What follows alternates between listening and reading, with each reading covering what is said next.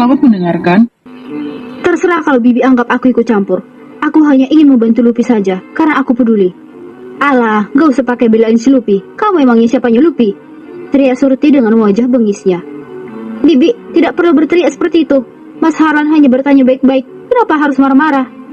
Surti tidak terima, ia terus mengoceh tak karuan. Di saat keadaan rumah sedang kacau, Lolita mengambil kesempatan.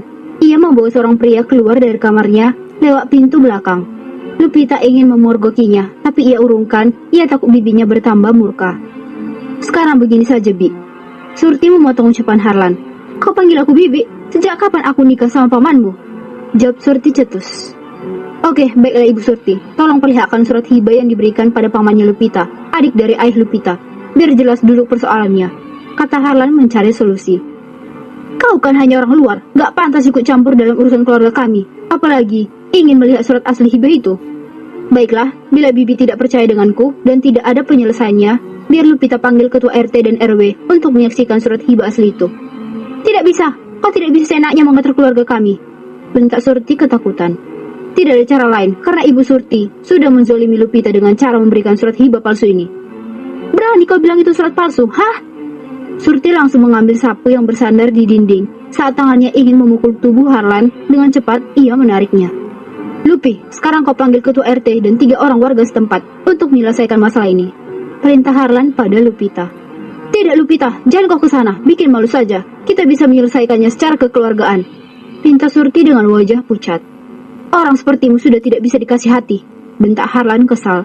Untuk apa masalah ini berlarut-larut? Kasihan Lupita yang memiliki hak atas rumah ini. Lupita berjalan keluar rumah untuk memanggil Pak RT dan warga setempat untuk menjadi saksi. Tiba-tiba terdengar suara Bejo yang masuk ke dalam rumah sambil berteriak-teriak.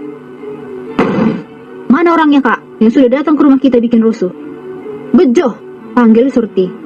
Tadi si Loli nyari aku di tempat tongkrongan, katanya ada perusuh di rumah kita. Dengan santai Harlan menyeruput kopi yang hampir dingin. Menaruhnya kembali. Heh, pasti lo ya yang udah buat rusuh, mau cari ribut sama kakak gue. Bentak Bejo sambil berkaca pinggang. Harlan hanya tersenyum tipis tanpa merubah tempat duduknya. Lo belum tahu gue kan, preman pasar loak. Bentak Bejo sambil menunjukkan tato yang bergambar kepala buaya pada Harlan.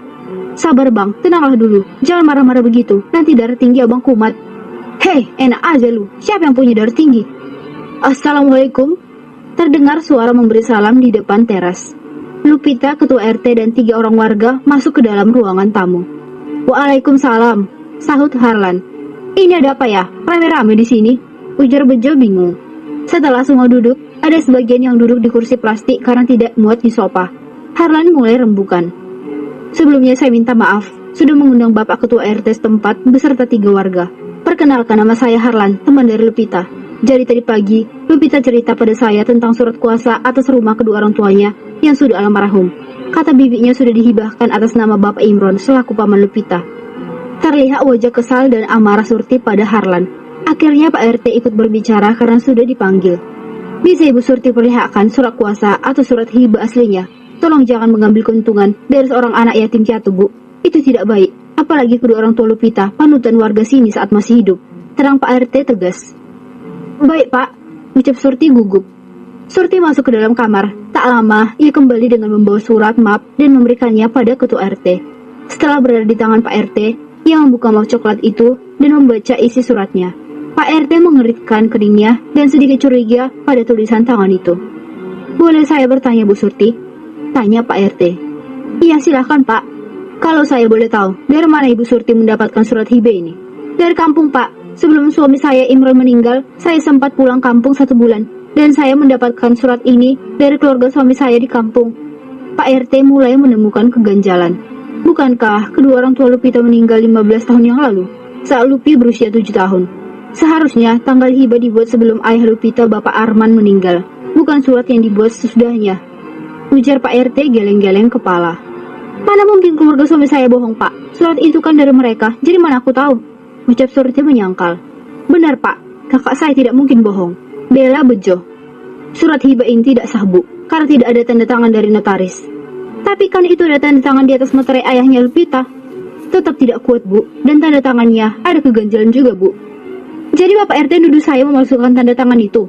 Surti berdiri sambil marah-marah. Ibu, yang sopan kalau bicara pada RT. Selalu warga yang ikut rembukan. Boleh saya bicara? Harlan menunjuk dirinya sendiri. Lu siapa? Mau ikut campur? Bentak Bejo. Silakan mas, di sini kita bebas berpendapat, kata Pak RT ramah. Terima kasih Pak RT, ujar Harlan tersenyum. Sekarang begini saja Pak, seandainya tidak menemukan jalan tengahnya, dan Bu Surti merasa surat hibah itu benar dibuat oleh ayahnya Lupita, padahal jelas dari tanggal dan tahunnya saja sudah berbeda, lebih baik kita libatkan kepolisian dan mereka akan tahu surat hibah itu palsu atau asli. Seketika, Surti terkejut dan mulutnya menganga, matanya membulat, ekspresi wajahnya berubah merah seperti kerang rebus. Teriak kebohongan Surti, wajahnya tertunduk malu. Benar kata mas ini, lebih baik bawa surat itu ke kantor polisi, jadi bisa ketahuan palsu apa asli. Berdebat dengan Bu Surti pun percuma, dia membela diri terus, ujar salah satu warga kesal. Surti melirik Bejo seakan memberi kode. Tidak usah, tidak perlu dibawa ke kantor polisi. Tiba-tiba Bejo berbicara gugup dengan wajah pucatnya. Berarti surat ini palsu kan, Bi? Lupita beranjak dari duduknya dan menatap tajam Surti yang sudah tertunduk. Lupi, lu jangan songong sama bibimu. Surat itu kami dapat dari keluarga ayahmu. Sungut Bejo masih membela diri. Kalau seperti ini, berarti surat yang berada sama bibi tidak jelas. Lihat tanda tangan ayah saja beda, kata Lupita setelah melihat surat tulisan tangan itu. Berarti ini surat palsu. Untung saja aku membawa Pak RT kemari, jadi aku tidak terusir di rumah ini. Siapa yang ingin mengusir Lupi? Tanya Pak RT kaget. Bibi Surti ingin mengusirku tadi pagi karena dia bilang rumah ini sudah dihibahkan oleh pamanku.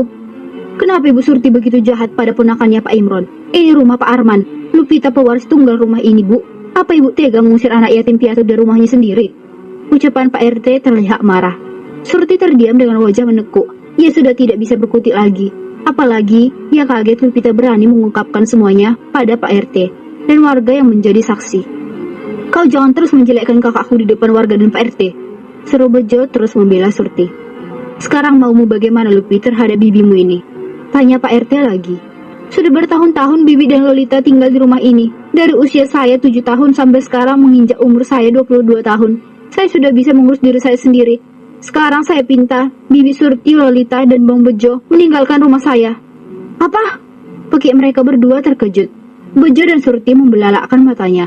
Apa-apaan kamu Lupi? Tidak bisa. Ini rumah kami juga. Kau sejak jadi yatim piatu, aku dan Imrul yang urus. Apa kau lupa jasa-jasa kami? Maki Surti emosi. Yang saudara denganku itu Paman Imron. Sekarang Paman sudah meninggal. Saya sudah tidak ada urusan lagi dengan Bibi. Ucap Lupita tegas. Benar Bu, Ibu sudah tak berhak tinggal di sini karena Ibu sudah tidak ada urusan lagi dengan Lupita. Hanyalah Lolita yang masih berhubungan darah dengan Lupita. Ujar Pak RT lagi membela Lupita.